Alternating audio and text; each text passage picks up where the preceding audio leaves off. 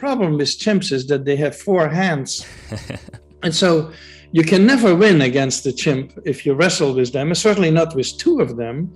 And then on top of that, they are stronger. They are physically, already at that age, they're physically stronger than I am. And so they would put me in a knot and I would yell and they would release me.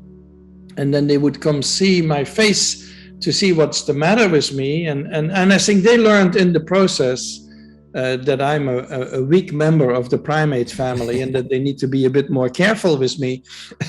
So they learned some inhibitions with regard to me.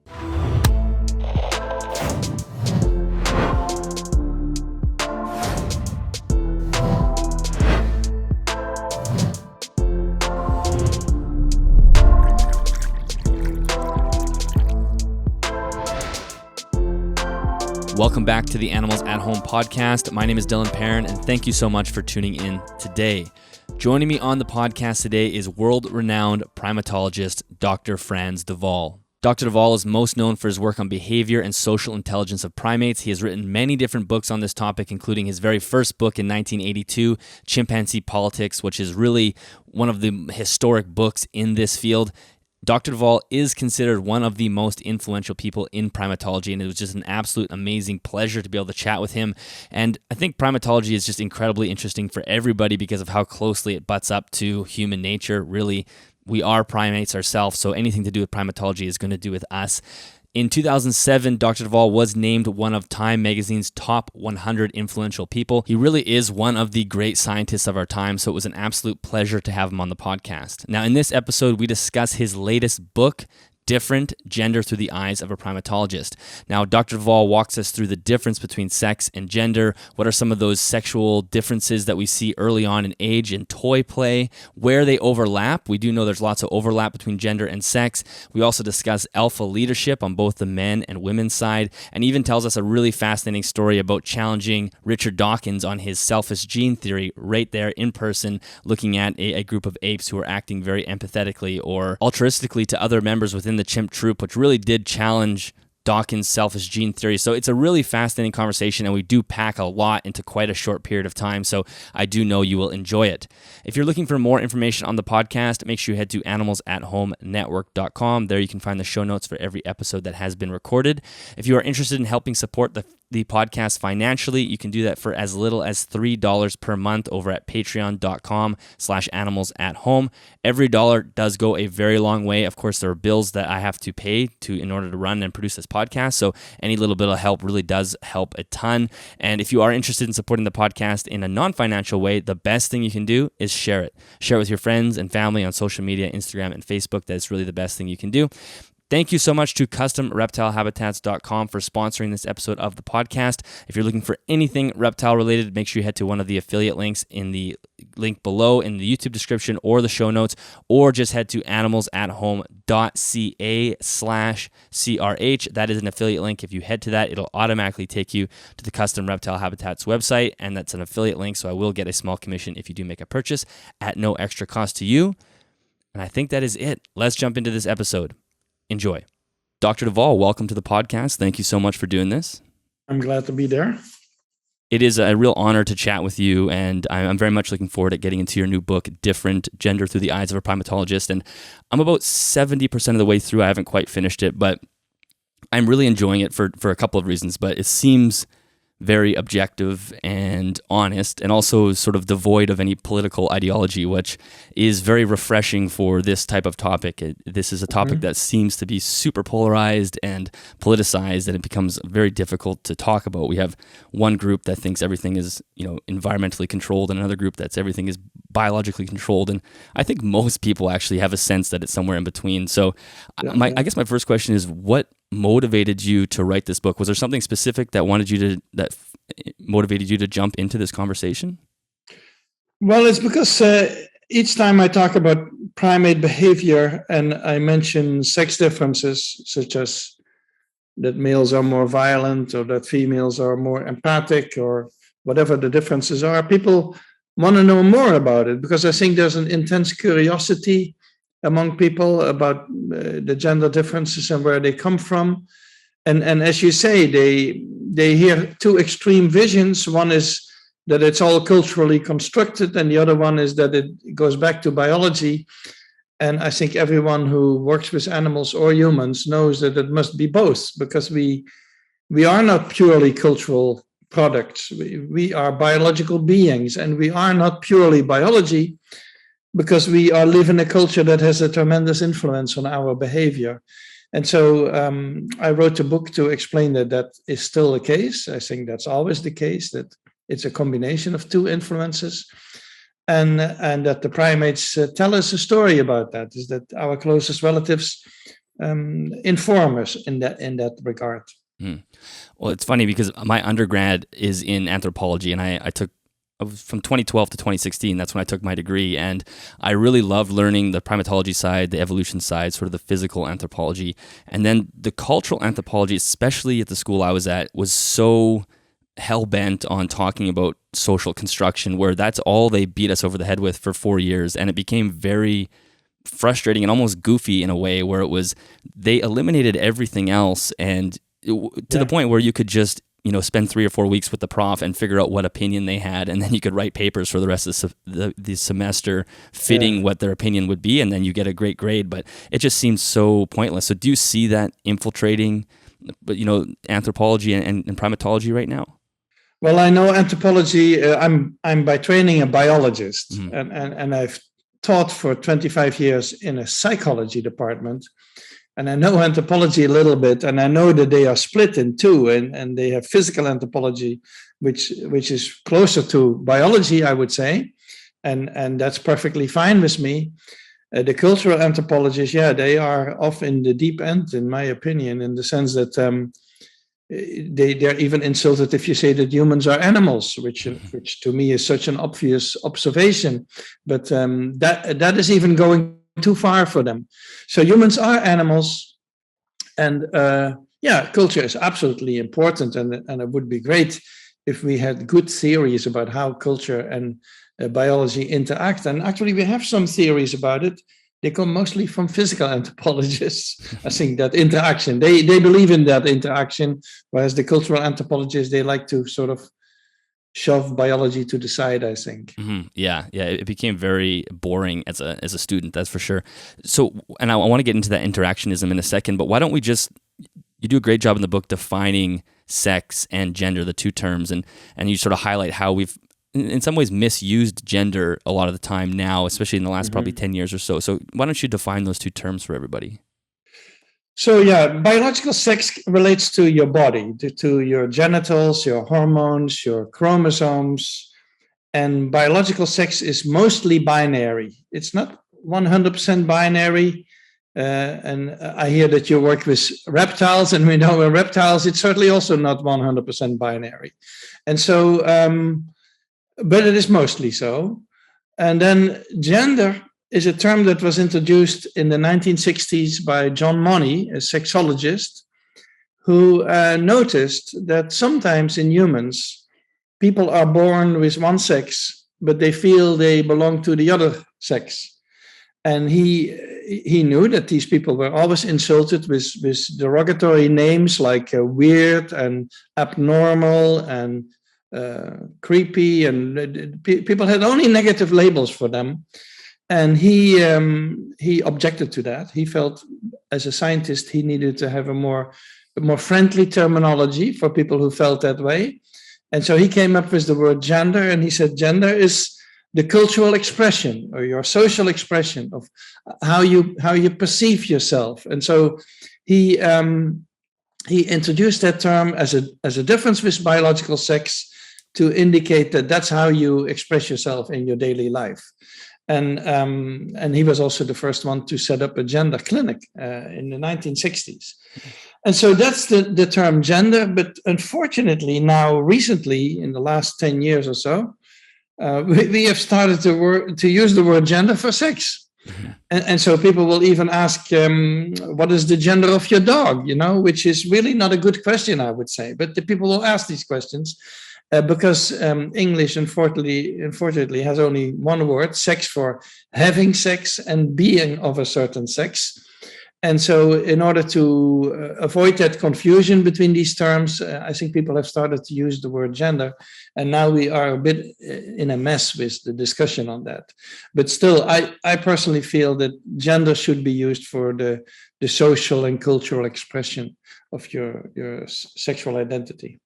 So why don't we talk a little bit about that interaction between the two, with sort of that nature versus nurture debate, because it seems so difficult. Like, how can we possibly separate those two when they're so intertwined without, especially in humans, we can't do this on an ethical basis. There's no way to study it that way. So what are some ways that we can sort of split those two?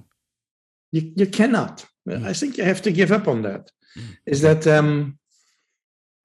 one of the primatologists has compared it to the drummer and the drum. You hear a drum in the distance, and you're going to ask me, what do I hear? Do I hear the drummer or the drum? And you actually hear always both. And if you change the drummer, the sound is going to change. And if you don't know if it's changed because of the drum or the drummer. And so it's always intertwined. And I know that the media sometimes act as if they can distinguish the two. The media will say, this trait of some sort of, let's say, cognitive trait, this one is 90% biological.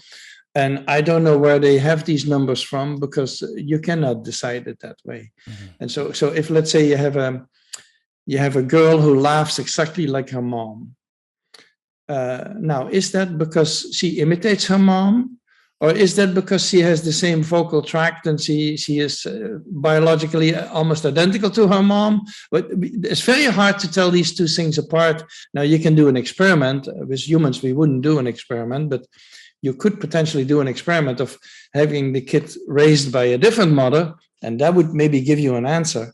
So in science, we have ways of sometimes getting at the answers, but in daily life, it's almost impossible to tease these things apart. Yeah, and it seems like, that question keeps getting posed, and we should almost just dispose of it. Like you said, we got to move on from this nature versus nurture. This dichotomy is not worth spending time on. It's just we have to study it in a more holistic manner. Yeah. Yeah, but there are, of course, people who want to change the gender roles in society. And they have a vested interest in saying it's purely cultural. And that's what they say. They will say it's a cultural thing, and which means that if you change the culture, you change the gender roles.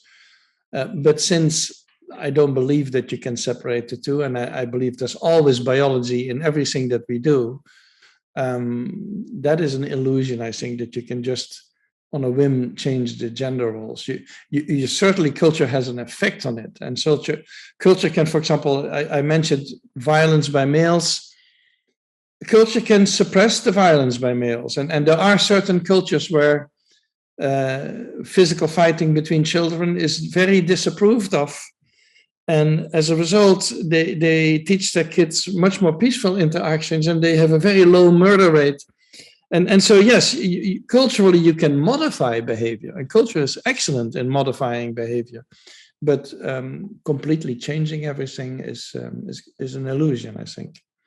Well, and you see this, and I think that's where you open the book up perfectly with the toy discussion. And so maybe we could talk a little bit about that, because that sort of folds into your expertise, which is primatology, and how we can actually use primates as a window into some of the things that are biologically determined. So maybe we can have you can just let everybody know the sort of the differences or some of the things you see with primates when it comes to toys and play between the two sexes. Yeah, so if you give dolls to primates in captivity, it's the females who will pick them up. The males are not particularly interested. And if males pick them up, they may take them apart. So the dolls don't survive very well. But the young females will pick them up and hold them against themselves, hold them against the nipple, put them on their back, walk around with them, and try out maternal behavior on the dolls. And in the wild, we know that young females pick up wooden logs or rocks and hold them that way. And so they make a sort of dolls in the wild. And young females are awfully interested in infants. If as soon as there's a mother with a newborn, the young females will be surrounding her and want to touch the newborn. And if they're a bit older, they will become the babysitters for mothers. So that's the female interest. The males their main interest in life seems to be to roughhouse and to mock fight and to run around and beat each other up and yelling at. So they're also noisier than the females are. And this mock fighting is very important for the young males, partly as a preparation for the future. Just the young females, of course, that's also a preparation for a future as mothers of offspring. The young males prepare for a future where there will be more confrontations with other males. But also they need all that mock fighting to learn how to control their physical strengths. They need to, for example, a male gorilla will play with a baby gorilla. He could easily, with his big fist, with a bit of pressure, he could kill the baby. But he doesn't. He plays with the baby because he has learned over his lifetime how to control his incredible strengths. And I think for males, that's very important to get good control over their musculature and to so that they can be gentle with females, they can be gentle with offspring. Otherwise, that could go potentially very wrong if males don't have those inhibitions. So I think that's the way males and females play. The wrestling thing, what we call usually rough and tumble play, that has been documented all over the world that boys do more of it than girls. And in all the primates, males do more of it than females. And the female interest in infants is also universal. So we have these two universal differences in child play behavior, so to speak. And that indicates that there's a biological basis to it. That doesn't mean that there's no exceptions. It doesn't mean that you, on occasion, don't have young females who want to wrestle or young males who want to hold a baby. And that certainly happens. So there are exceptions. It's always a difference of averages that we see, you know? Yes, yeah. And then, there's always nuance. And then you'll have people that bring those sort of outliers to the table and say, this is why you need to get rid of all the standards. And it's not necessarily the case. And it's funny because as I was reading the section of your book where you're talking about the gorilla playing with the baby, I myself have a new baby. He's 2 months old. And I, obviously I'm very gentle with him, but I'm starting to play with him a little more, but I'm very aware of as far, the limits that I can take him to. And from before I read the section of your book, I was thinking this is because I'm smart enough to know not to hurt him, and I know the pressures. But then after I read that section, I was thinking there's probably a lot of learned behavior that I've had over my entire life that is allowing me to play with him in a way that it's not going to hurt him, and it has nothing to do with my higher intelligence probably at all. No, it is because when you were younger and wrestled with siblings or with somebody else, at school or with other kids, you learned what hurts others, and you try to avoid that because people often look at the games that boys play, all that wrestling as aggressive, but actually most of that is for fun. And if the other one screams and cries and is hurt, we immediately try to repair that. And so boys, the intention of boys is not to hurt the other one, and that's why they learn to inhibit things. And these inhibitions occur in all sorts of animals. So, for example, a big dog playing with a small dog, that happens often. The big dog needs to learn how to inhibit a lot of movements. There are observations of polar bears playing with sled dogs. It's just incredible. The polar bear is, of course, 10 times or 20 times stronger than the dog, but the polar bear knows how to inhibit these movements. I think it's very important for many animals to do that.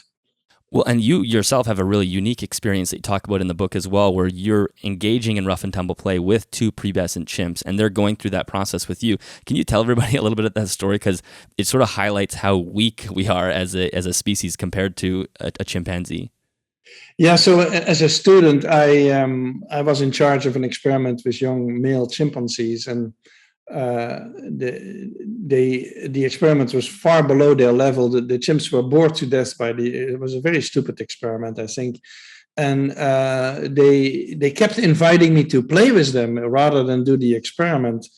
And they were young. They were only 5 years old, which for a chimp, is like a young child, basically.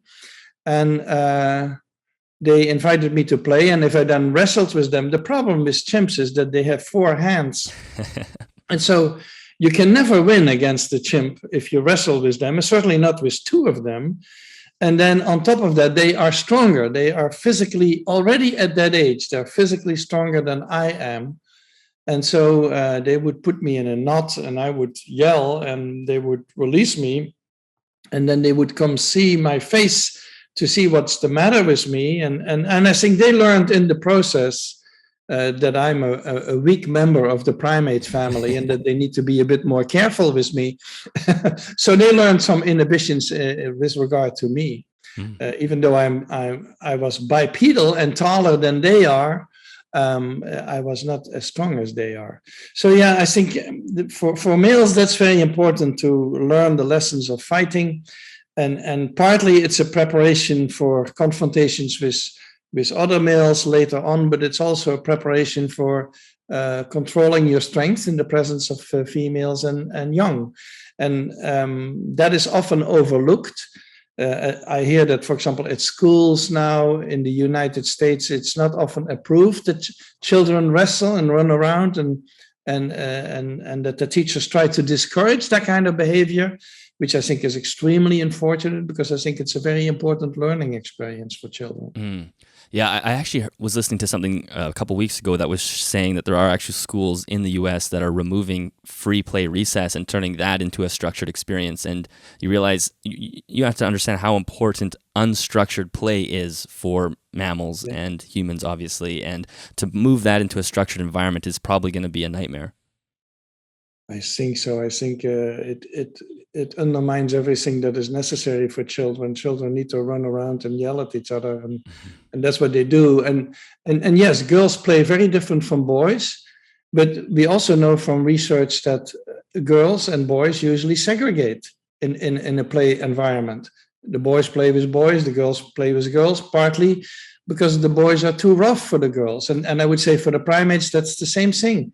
The young males love to wrestle, and the females are not so into that, and they want to do other things. And so you get a sort of natural segregation between the genders because of the different play styles. Mm-hmm.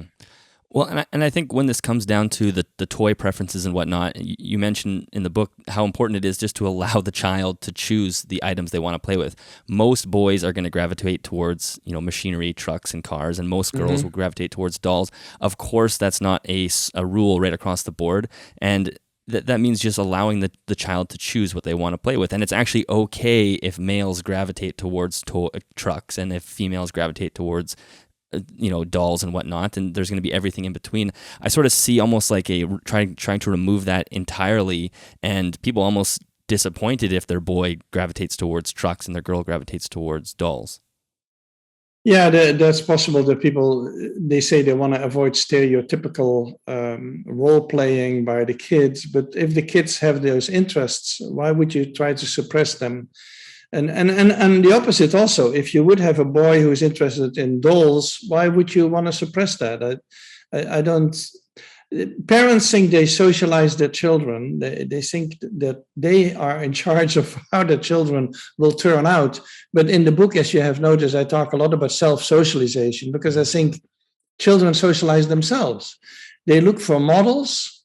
Usually, the typical kid looks for a model of an adult of their own gender, like a boy will imitate his father, or young male chimpanzees, they will imitate the males that are around, the adult males, the alpha male, and so that are around. And young females, they imitate their mother. That's the typical model that they take, is they do things like their mother. But you also have transgender boys and girls, and they imitate a person of the opposite sex. Mm-hmm. So you're born like a male, but you're transgender male, and you turn into a trans woman, and you do that partly by self-socialization, by imitating the behavior of adult women, or maybe your mother, maybe other women around. And so self-socialization, I think, is incredibly important. And in the primates, we see that too. In the primates, we see that because there are studies of diet choices, in a forest. A primate lives in a forest where there are hundreds of plant species and fruits that you can eat. And a recent study on orangutan showed that the young females, they eat exactly the same diet as their mom. That's exactly what they eat. The young male orangutans, they develop a different diet, and that's partly because they hang around adult males. They see what they eat. These are different. They have a different diet, and so they imitate other adult models. And so even in the primates, we see this kind of self-socialization, where you pick up your typical behavior from adults around you. And that's why I'm not hesitant to use the word gender also for the other primates. They have a very slow development, because a chimp is adult when they're 16, they have a very slow development. And they learn a lot of things like human children. And so they also learn some of their sex-typical behavior from others. Right. Yeah. Why don't we jump into the story of Donna? Because I think she highlights the sort of that transgender in the animal kingdom really well. Mm-hmm. So maybe you could tell us about her. Yeah, Donna was a female chimpanzee who I knew since very young. And when she was very young, the funny thing was that she liked to wrestle with males. Now, the young females don't usually do that, and the adult males, they don't really respond to young females very well. So they're not eager to wrestle with them. And but Donna wanted to wrestle with adult males, and the adult males did that with her. And that was the first sign to us that she was different from the other females. And then she grew up in adolescence, and then later, she's still alive, in fact. Later, she grew up to be to look like a male. So she developed the broad shoulders and all the hair and the big head and the big hands of a male chimpanzee. And she acted like a male. She could intimidate others like a male. She associated with males. And so from a distance, if you didn't know it, you would think she was a male. She was not as big, but other than that, she looked like a male. And so I describe her as non-binary because I don't know what to do with her in terms of where I classify her. And I cannot ask her what her gender identity is. Otherwise, who knows what she might tell me. But I describe her as a non-binary, asexual female because she was not interested in sexual behavior. So people often ask if she was lesbian, but she was not interested in other females either. So she also had never children. So I assume that she was hormonally different from the rest. But she clearly did not fit the typical role of a female. And I've also known males who are like that. I've known males who don't want to play the macho game of becoming the dominant male, who are not interested in confrontations with other males, who stay away from them. And so it happens. They are not common, but I would say 1 in 10 or 1 in 20 individuals is different in the sense that they don't fit the typical gender role that you expect. So those differences, I'm just trying to think, because she obviously was smaller, but you said there was some biological difference as well with the broader shoulders and whatnot. So some of that must have been happening internally. Yeah. Mm-hmm. Yeah, some of that must be hormonal. That's what I assume. Yeah. Interesting. And from the sounds of it, with the troop that Donna was within, she got along with both the male and the female chimps relatively well, I think. Yes, I think what I find so fascinating is that these individuals, we also have individuals who have a more homosexual than heterosexual orientation. So individuals who deviate from the standard pattern, they are generally well accepted. I've never noticed that they have trouble being integrated. For example, Donna was extremely well integrated, absolutely no trouble with her. And so there is not this intolerance that we see in human society. And I wonder why. Well, some people say it's religion that makes, religion is relatively recent. I'm not sure that you can blame religion for all these intolerances that we see. I think it's partly because we humans, we label everything. We have pigeonholes. You need to be, you are a male and you are a female, and nothing in between is possible because we label everybody. And that tendency is not present in the other primates. They don't have that tendency. Right. That's interesting. So it could be more of like a linguistic dilemma rather than a practical one. Yeah. And so there are languages that have a word for a third gender, for example. That doesn't necessarily mean that they treat treat these people well. I've read that they're not always well treated, but they have words for them at least, which we are developing that. We are sort of developing a terminology now with transgender persons and so on. We're developing the terminology that we need, and that was the goal of John Money when he came with the word gender, was to have a different language. Language is actually important to our species, a different language that includes these people. Yeah. Well, that's why I found the story of Donna so compelling, because it made me wonder, because one of the things with transgender humans is that they feel as they are born into the wrong body. And to help solve that, there's medical procedures and things that are done to help them feel like they're in a body that they're more comfortable with. And I wonder if it was more of a society like a chimp troop, for example, where it's more of accepting, if the need to feel like you need to actually change your body to a different sex would still be there, or would it just be we're under the understanding that there are some very masculine females and some feminine males, and that's just part of being an animal? I'm not sure. That might be a question for a transgender individual. Yeah, you mean if our society wasn't pigeonholing everyone, then maybe the need would be lessened. There would be less need to want to change. Yeah, that's possible. Is that need is felt partly because in order to fit in somehow, which of course Donna did. She didn't have that feeling necessarily. Yeah, that's a possibility. There's a lot of discussion about binary or non-binary nowadays. My view is that sex is largely binary in the primates and in humans, not completely. But gender, I usually divide in masculine and feminine, not in male and female. And masculine and feminine gives also a flexibility because there's everything in between. And some individuals, some men will be extremely masculine, but you will also have men who have a lot of feminine traits. And so the gender is a much more flexible concept. And so I think it's a great invention. It's a great addition to the discussion. Yeah, no, that makes a lot of sense.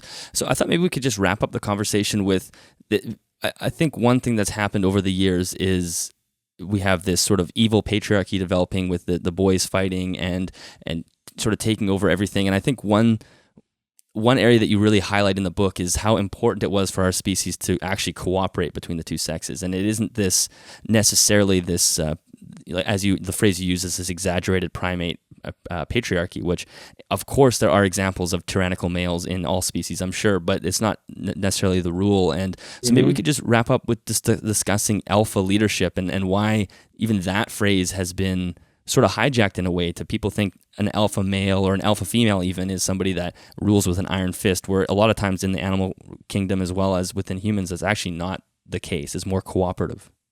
Yeah. Yeah, so the term alpha male comes partly from me because I wrote the book Chimpanzee Politics, and since that time, people are using the term alpha male a lot for the politicians, male politicians. And the business world has adopted the word mainly to mean a sort of bully, like a man who tells everyone who's boss and beats them over the head and so on. And I've known quite a few alpha males who are very responsible leaders and very good leaders and can become extremely popular as a result because they defend the underdog in the society and they break up fights. And of course, there's also alpha females. People don't often talk about alpha females, but every primate group has an alpha female because the females have their own hierarchy. And in some species, the females are even dominant over the males. So I describe bonobos, which bonobos and chimpanzees are our two closest ape relatives. And in bonobos, the alpha female is alpha over everybody, including the males. But regardless of what the relation is between the sexes, whether the males are dominant physically or not, high-ranking females are very common in the primate world, and they have an enormous amount of power. And in some societies, they have more power than the male. For example, let's say in macaques, macaque is basically a female society based on a female kinship network, and the males come and go. The males come in, and then they stay a couple of years, and then they leave again. And obviously, the alpha female is a very important figure because she stays there, and she's there all the time, and has a big family usually. And yeah, so alpha females are very common. Female leadership is very common. And I think people sometimes forget that. If they talk about other primates, they sort of forget that we have both sexes there, and both have quite a bit of political power in these societies. Mm-hmm. Yes, and it's a lot less ruthless in many ways than it sort of is painted out to be. I find the way society talks about, especially alpha males, is that, like I said, this iron fist mentality. Yet it's when you think about your own life, it's hard to find a male in your life that rules like that. You know, I know I don't act like that. My father doesn't act like that. I can go all the way up, but there are examples of that in society. So sometimes we're making a rule out of the exception, I think, and it can be a little bit poisonous. Yeah, and we like to depict nature as ruthless. We love this picture of nature as cruel. As a contrast maybe with human society, we love that. And so as soon as humans do something bad, like killing each other, we say they're like animals. But when humans do good things, we try to claim that for ourselves. We prefer that's our own thing, you know. Yes. Well, I know there's the story that you tell in the book where you're talking to Richard Dawkins about his book Selfish Gene, where he almost has a very bleak point of view as far as, you know, biology, and everything is driven through survival, and everything is ruthless. And maybe that's how we can wrap up. You could just tell the story of actually being with him in person and challenging him on his theory. Yeah, so I had a discussion with Richard Dawkins, because I can exactly see where he comes from, because he's a biologist from the same roots as where I come from in Europe. You know, he was taught by a Dutch professor who was also very prominent in the Netherlands. And so I can see where he comes from with his theories, and his theories on genes and evolution are correct in many ways. But by calling genes selfish, there was a metaphorical use of the word selfish, because genes are just little chunks of DNA, so they cannot be selfish. But anyway, he called them selfish. And then he and his followers, they started to apply that to everything in human psychology. And they would say that being kind to others or being altruistic is not really possible, because we are born to be selfish. And that's how he put it in his book at some point. And I attacked him on that. I said, well, you can use that as a metaphor, the word selfish, but you cannot just apply it to human psychology all of a sudden. And so we had a discussion about that. And he sort of, and I described to him some of the altruistic behavior that I was seeing in the chimps, who really helped each other, even when they couldn't get anything in return for the help that they offered. And he tried to rescue his ideas by saying that they must have misfiring genes, which I don't know what that potentially could be, a misfiring gene. But I felt that he got trapped in his own metaphor, basically. Mm-hmm. It's not incorrect what he was saying in the selfish gene. I think that that's the way evolution works. But he got a sort of dragged away by his own metaphor. Yes, yeah. It's a fascinating story, and Dr. de Waal, I really enjoyed this conversation. Can you remind everybody the name of the book, and also, do you have a website or anything that people can stay in touch with the work that you're up to? Yeah, I actually have a Facebook site, okay. Frans de Waal public page, and the book itself is called Different. Different is the title, and the subtitle is Gender Through the Eyes of a Primatologist. It came out with Norton. And it's available in your local bookstore or on the internet. It's available everywhere. Excellent. Well, thank you so much. This was an absolute pleasure, Frans. I really enjoyed this, so thank you. Thank you. Thanks for the discussion.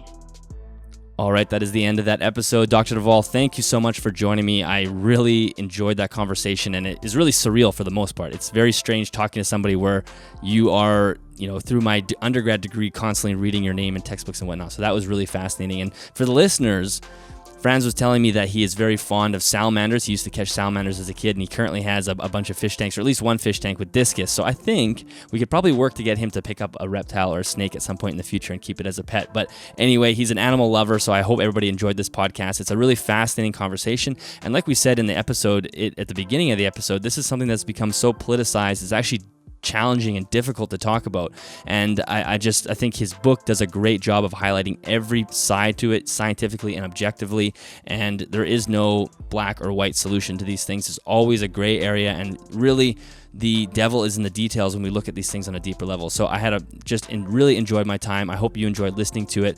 If you are looking for more information on the podcast, head to animalsathomenetwork.com. If you would like to support the podcast financially, you can do that for $3 a month over at patreon.com/animalsathome. Thank you so much to CustomReptileHabitats.com for sponsoring this episode of the podcast. Again, affiliate links are in the YouTube description or the show notes, or just head to animalsathome.ca/CRH, and that will take you right to the Custom Reptile Habitat website. And I think that is it. Got some amazing projects coming. For those of you that actually stick around to the very end of the episodes, we have some really cool things coming up, so stick around. I can't wait to show you the changes of this room that are going to happen and some changes to the podcast as well. And that is it for this episode. I'm pretty much sure that we're back on every Monday schedule, or a weekly schedule, that I'm going to release new episodes on Monday. So keep an eye out for that. Fingers crossed that starts to fall together. And I think that is it for this episode. I will catch everybody next week.